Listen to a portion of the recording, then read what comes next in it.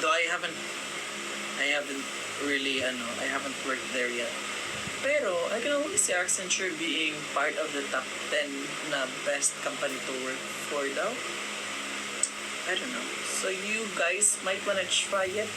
Aside sa Accenture, ano pa ba yung mga nakita mo? It's a good company. Yep.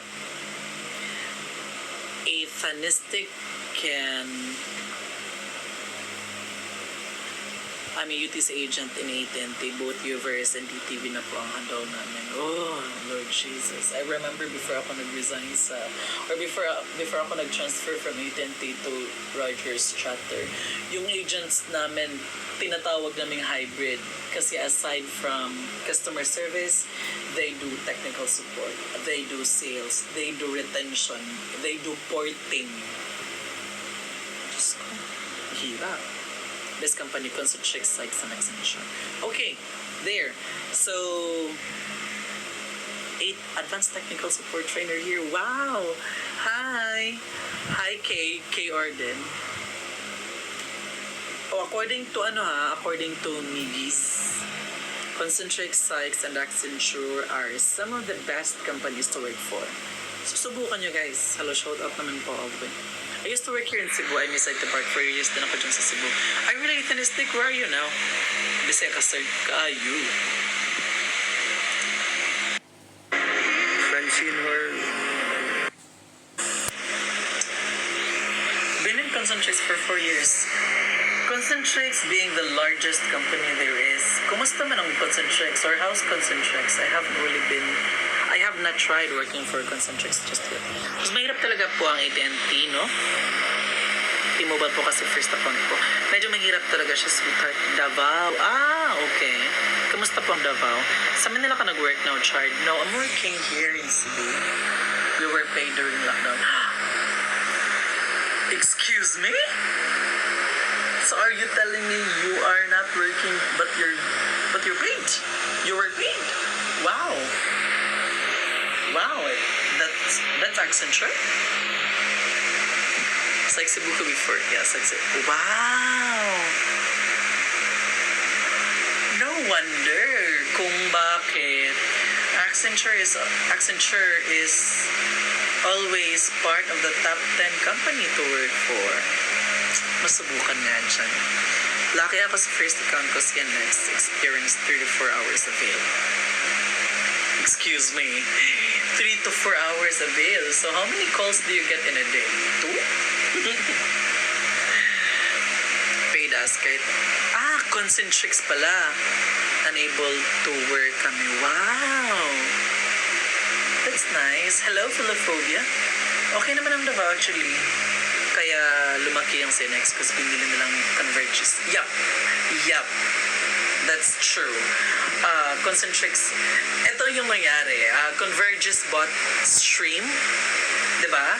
Converges binili nila yung Stream. Tapos how many years after Converges was bought by CNX.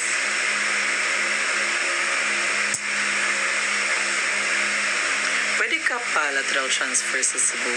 Hihi. Ako? Ma-transfer? To Cebu? Kaya ko pero naglagaw to ko para naman. Uy! Tama. Ako din mag-try ako mag-apply sa call center. Is that possible po ba? Yes, absolutely, sweetheart. Actually, there's no specific, may mga account na nangangailangan na you have to have at least 4 years or you have to be a graduate of any healthcare program or any healthcare course. That is if that is for healthcare accounts. Pero most of the time naman, yung mga accounts, hindi naman nila nire-require or it's not really a requirement for you to have that specific course para makapasok.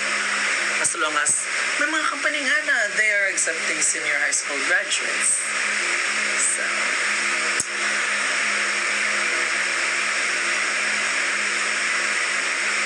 yeah, that's true.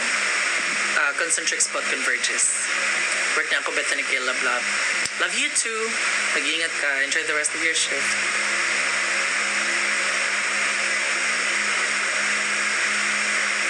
Bicol. Leslie Mateo, lunch break. Oh, Leslie Mateo, happy lunch break. Ano kinakain mo? Cup noodles? Pancit Canton?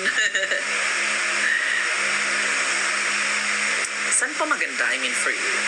For me, Sykes has a really good culture. Maganda talaga yung culture sa Sykes. Notice my question. Ano po yung question nyo, Patricio? Nag-accept po ng high school graduate? Yes. Definitely. Yung iba, pag ako dito sa Davao, I was about to work with Amazon main office na nasa Ayala. Oh, tapos, sinitabo. Anong nangyari at Atheist Day? How is Tirenberg? Di ka binaha. Wala namang baha dito, thanks God. What's the longest call you had? 2 hours? I think. Concentrix offered me 30,000 a month for healthcare account. Wow. April Herrera, wow. Sana all. Recruiter here from Concentrix. Hi, Bethany. Notice me. Hello, recruiter Kim Villamore. Shortest call you had, 5 seconds. Ghost call. May mga na-overbreak na. Uy, guys. Balik na. Inspiration ka na pa sa consulter. Thank you. Bongga ha, 30K. Diba? I mean, when I started working for Sykes, kaya na lang ako masulti. But my first job, my basic was 15,000. Love you from E-Performance Rojas. I love you too so very much. Well, need to go home because my dad is not very well. Like my touch. I'm so sorry to hear that. Kamusta na po papa mo, Atheist Day? From Verizon Sprint to CenturyLink, di ka po telecom gantay. That's true.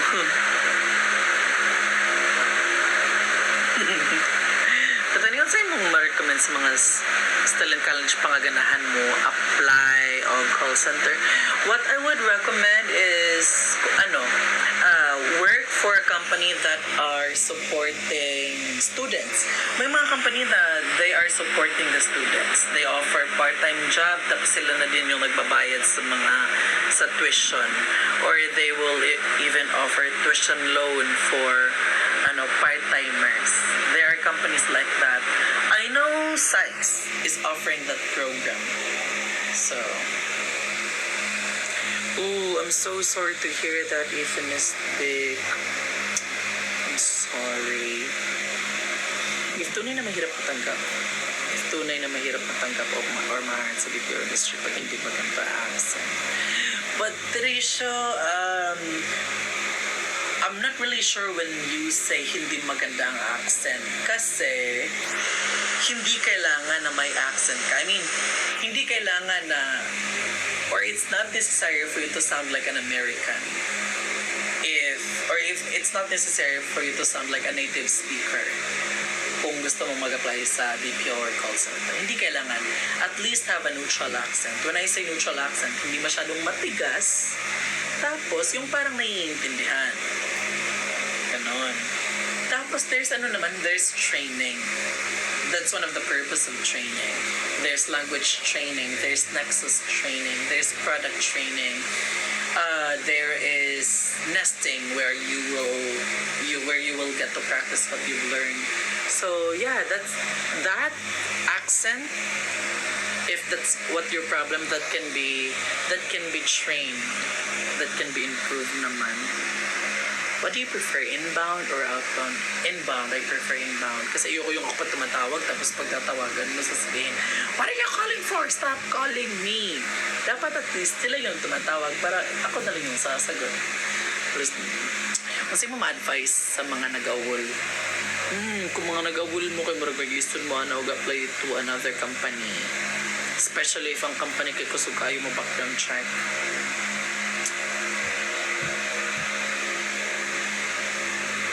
Wala. Hi po.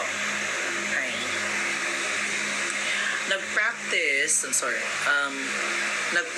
nagpa-practice ang language. My wave mate speaks Ilonggo accent. Now fluent. Now that's true. I could not agree more. That's why I said it's not really necessary for you to sound like a native English speaker if you would like to be part of this industry. Ang kailangan lang at least you know how to speak in English, naiintindihan ka ng kinakausap mo, tapos nakakaintindi ka din. Pa-shoutout po Kayla. Hi Kayla, ano po ba usually ginagawa ng TSR? TSR is Technical Support Representative. It's a little different with customer service kasi what you do is more on the technical side. What you do is you help the customer with their technical issue. For example, sasabihin ni customer, "Hi, my computer is not turning on." So you help the customer trying to check what are the things that you have to check for you to fix it. Make sure that the computer is plugged in. Ganun. Make sure that it's on. I mean, we are in the same industry. Joelaine, hi. I applied with Sex nung bago pa lang ako sa Cebu. They didn't hire me because galing daw ako AT&T. I mean, may AT&T na account sa site, so why not? From what paano nila nalalaman nagkawal ka? May mga background check kasi, sweetheart. Let's say for example, especially kung nilagay mo sa iyong resume na you work for this company, tapos i-check nila yan. They will try to contact the company and they will ask for your records. Tapos pag nalaman nila na tutulungan mga taong tamabulus, tapos pag nalaman nila na nag-awol kayo, TSR, Technical Support Representative, you get paid kasi ang mga tao hindi marunong magano. Hindi marunong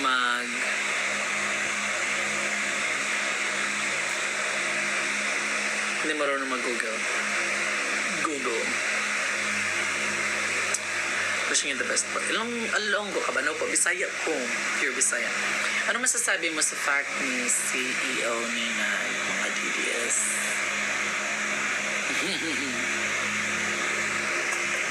Basta ako, sinasabi ko po sa inyo, hindi ako DDS, hindi din po ako dilawan. Ako po ay isang Pilipino, ako po ay nagbabayad ng tax, ako po ay sumusunod sa mga regulasyon, ako po ay sumusunod at nag-aabide sa mga law. That's what I am. Please do not tag me as a DDS, please do not tag me as a dilawan. I am from EXL Besh. Diri sa Cebu? EXL Cebu. Thank you, Bethany. You're very welcome. Visit ka Capiz Charity after COVID. Yeah, I really would love to visit Manila. Actually, nagplano na ako. I'm sorry, nabisaya pa. Actually, I plan to have a visit to Manila by December sana, kaso nagko-COVID. Paano ito pa na call center undergrad po? Ano po mga kailangan kong pag-aralan? Learn the basics. What are the skills needed para at least ma-prepare mo ang sarili mo kasi nga hindi madali magtrabaho sa call center. Tapos, phonetics, sweetheart. Learn the phonetics para hindi ka mahirapan. Ano pa ba? If the account you're applying for, if they're supporting the West or sa America, study the abbreviations of their states para hindi ka mahirapan.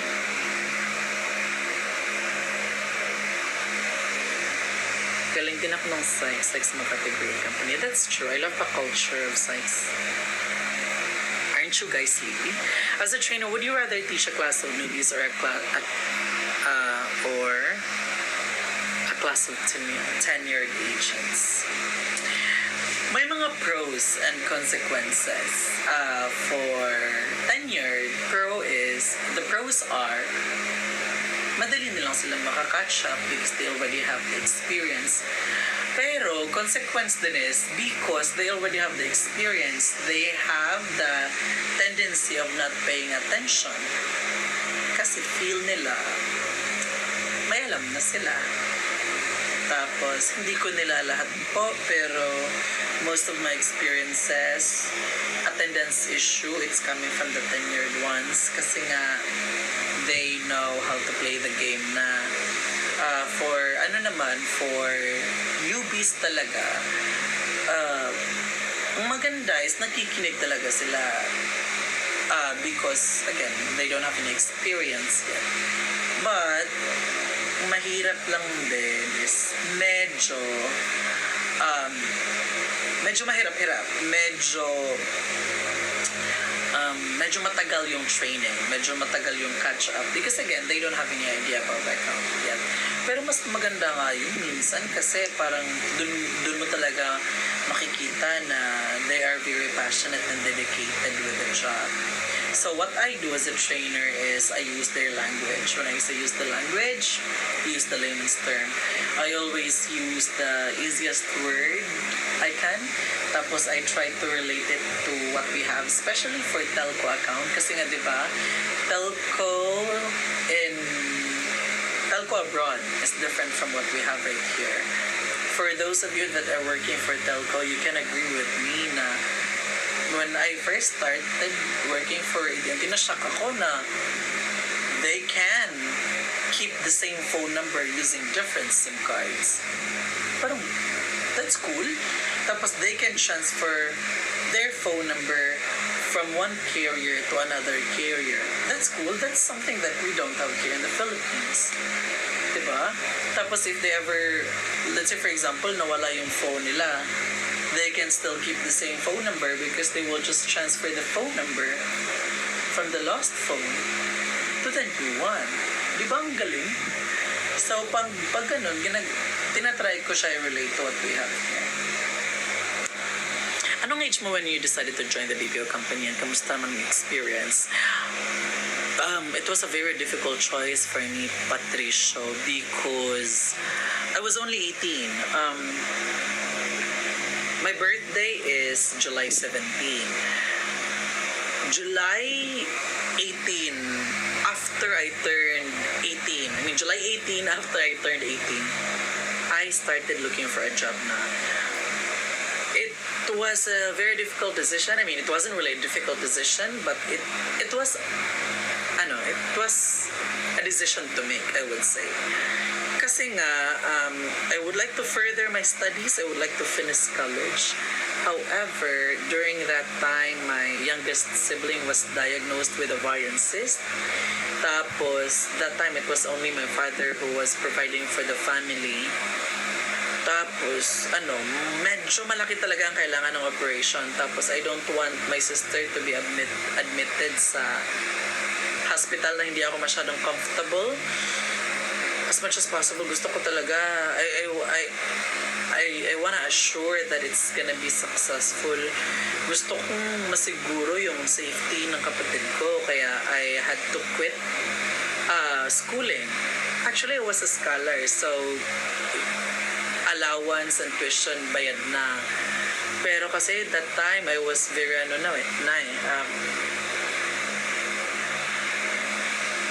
decidido na ako. I was very desperate to help my father. Madami ka na bang agents na na-handle na di nakapasa sa training?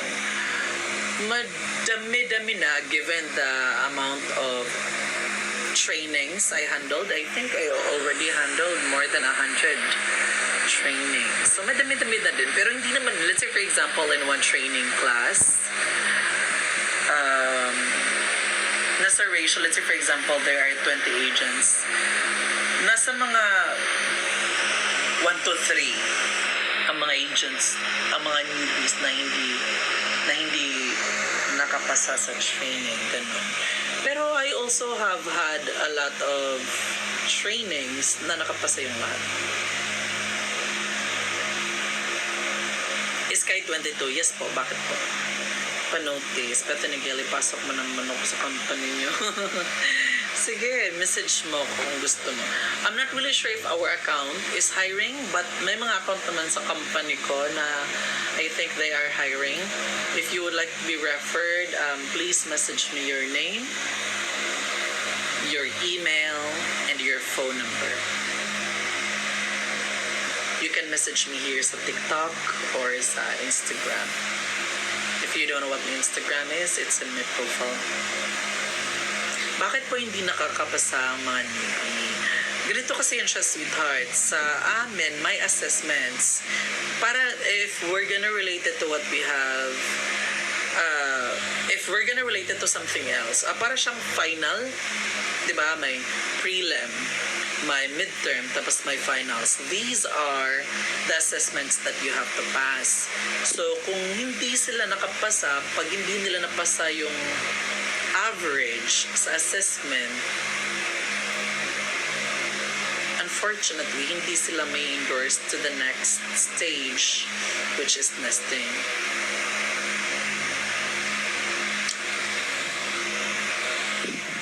Uy, I wanna work for Optum. Seriously, parang I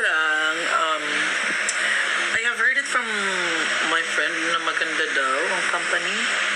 So, any one of you is working for Optum, the Candyman. If you guys are looking for trainers, the Candyman.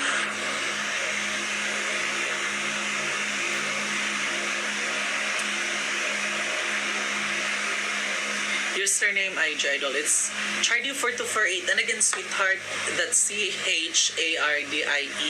4248. You can also check my profile.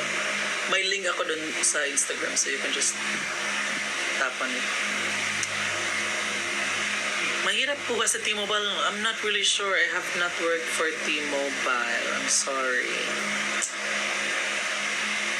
May retirement plan din po ba sa May retirement plan din sa please, if you can refer me. And if you guys are looking for trainers, I'm here. Pwede kang makangatog Cebu. Itanto ka pwede. Come here. Naro ko sa Cebu. Makapasa sa interview sa BPO company. Come prepared, sweetheart. Tip para makapasa sa interview. Come prepared. Most of the time naman, may mga basic or may mga common questions naman during the interview. Example is, tell me more about yourself. Why should we hire you? What are your hobbies? Ano pa ba? Ano pa ba? Guys, remind me kasi parang medyo matagal-tagal na ako hindi nakapag-conduct ng interview.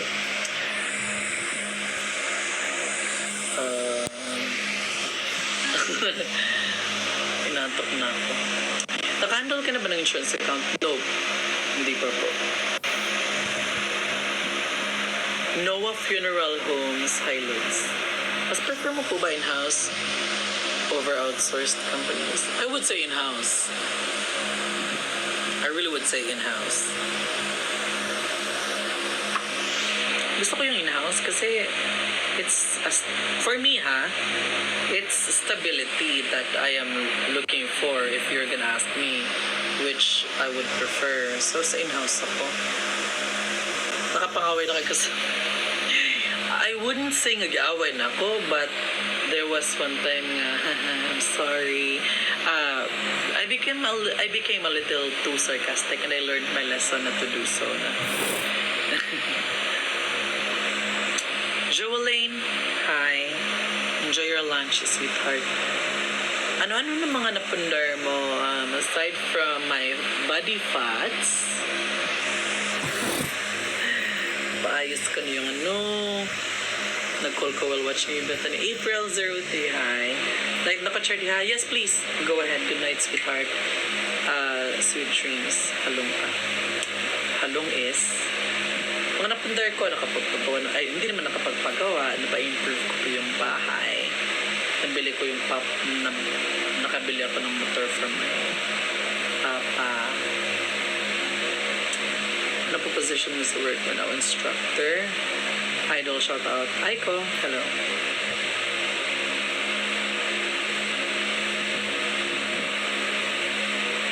Work at home.